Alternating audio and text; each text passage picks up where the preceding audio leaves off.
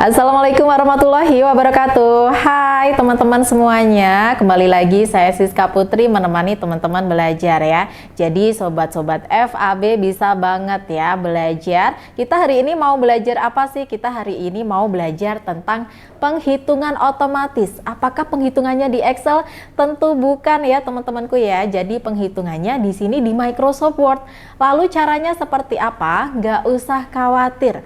Mungkin dari teman-teman ada yang belum tahu ya bahwa di Microsoft Word itu kita bisa melakukan penghitungan. Jadi kalau misalkan teman-teman itu bikin surat, kemudian ada sebuah tabel dan diminta untuk melakukan penghitungan, gampang aja ya.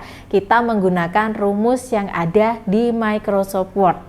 Nah, untuk rumusnya ini ada di menu apa, kemudian untuk rumusnya ini nanti gimana sih caranya, dan apakah bisa otomatis kayak di Excel, bisa kita tarik ke bawah? Nah, silakan teman-temanku langsung saja jawab di kolom komentar ya.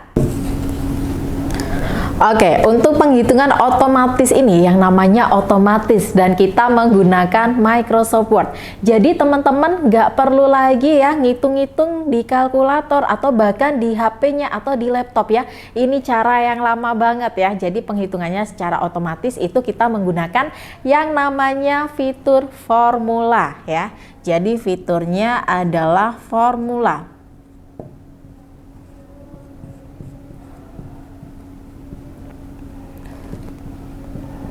Nah, apakah formulanya di Microsoft Word ini lengkap atau bahkan sama di Microsoft Excel? Jawabannya di Microsoft Word ini formulanya tidak lengkap ya. Nah, tapi teman-teman bisa menggunakan penghitungannya secara sederhana aja. Kemudian nggak terlalu banyak fungsi yang digunakan ya. Jadi untuk formula ini ada di menu layout. Ada di menu layout, kemudian pilih formula.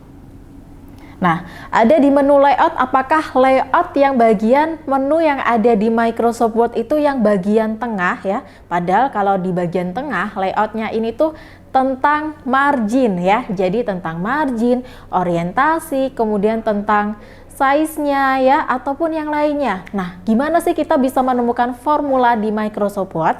Jawabannya teman-teman itu harus ada sebuah tabel ya. Ada sebuah tabel penghitungan.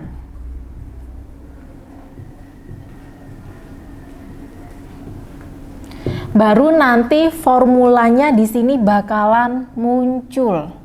Nah, sudah terjawab nih.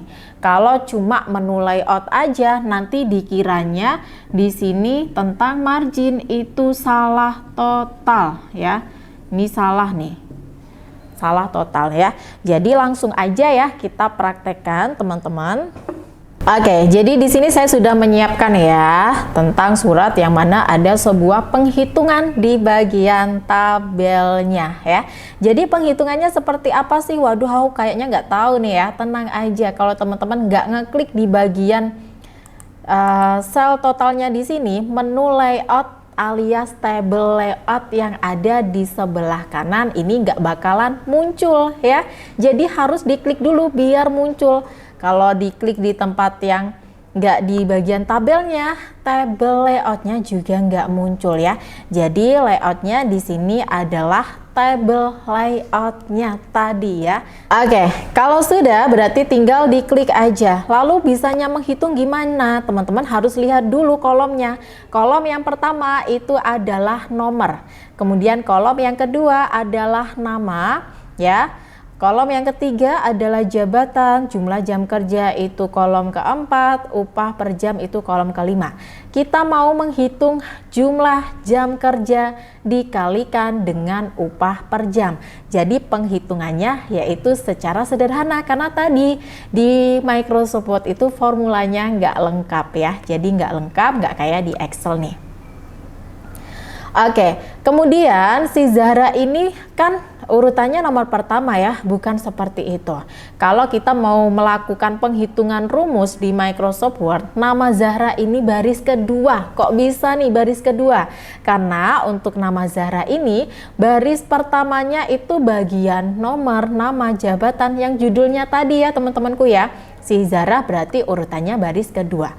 Lalu nomor nama jabatan, jumlah jam kerja sama upah per jam itu adalah kolom A, B, C, D, E. Kenapa bisa seperti itu? Nah, teman-teman bisa lihat di bagian Excel.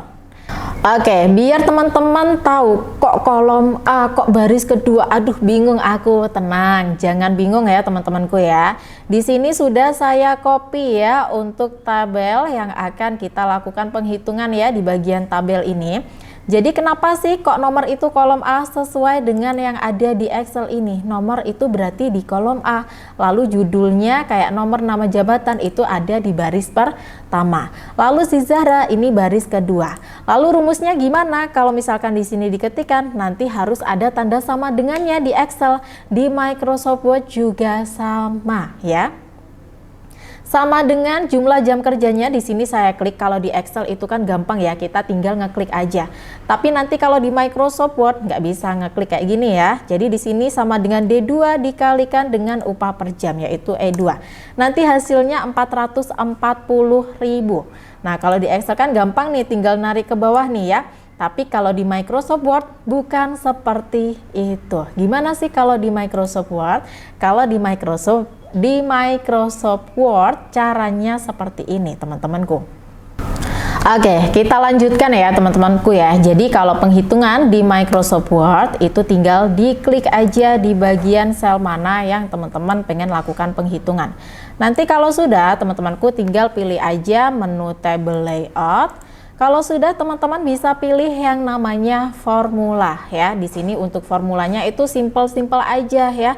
Selain perkalian, pembagian ya, penjumlahan atau pengurangan, ada juga rumus yang lain ya. Klik aja di bagian formula, lalu di sini saya hapus ya. Yang rumus sum left ini saya sisakan sama dengan, karena kalau mau melakukan penghitungan harus ada tanda sama dengannya.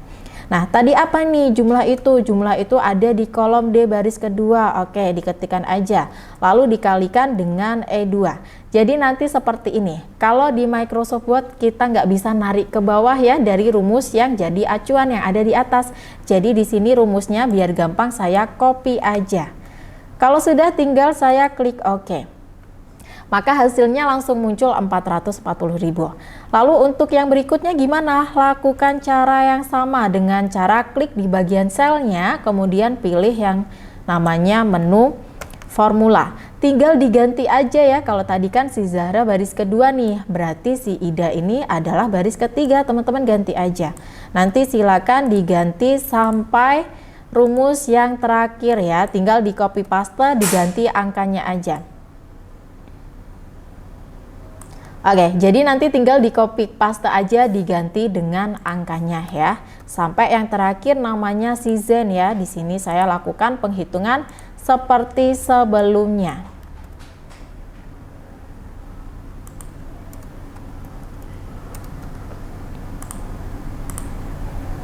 Oke, untuk si Zen ini berarti barisnya ke berapa ini?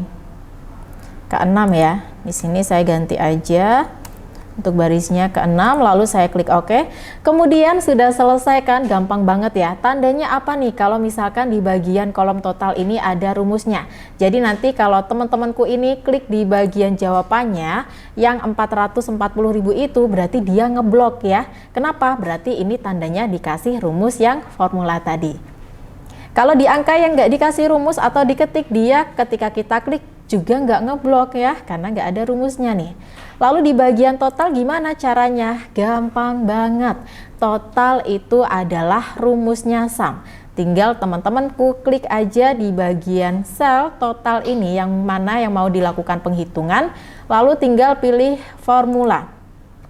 Kita masih ada di table layout ya. Formulanya apa rumusnya?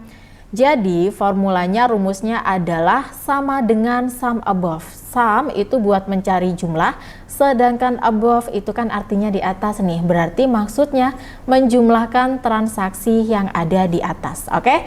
Jadi teman-temanku tinggal langsung aja klik OK. Nah, nanti hasilnya tertera seperti ini. Lakukan cara yang sama ya untuk di bagian sel mana yang mau dicari. Lakukan cara yang sama ya untuk di bagian sel mana yang akan dicari totalnya ya. Baik itu jumlah jam kerja, upah per jam, ataupun kolom total yang berikutnya. Jadi rumusnya sama. Oke, kalau sudah seperti ini berarti ini tandanya teman-temanku sudah selesai ya melakukan penghitungan secara otomatis. Gimana nih setelah belajar penghitungan secara otomatis ini? Gampang banget kan? Jangan lupa untuk dipraktekkan ya. Saya Siska Putri mengucapkan wassalamualaikum warahmatullahi wabarakatuh. Dadah.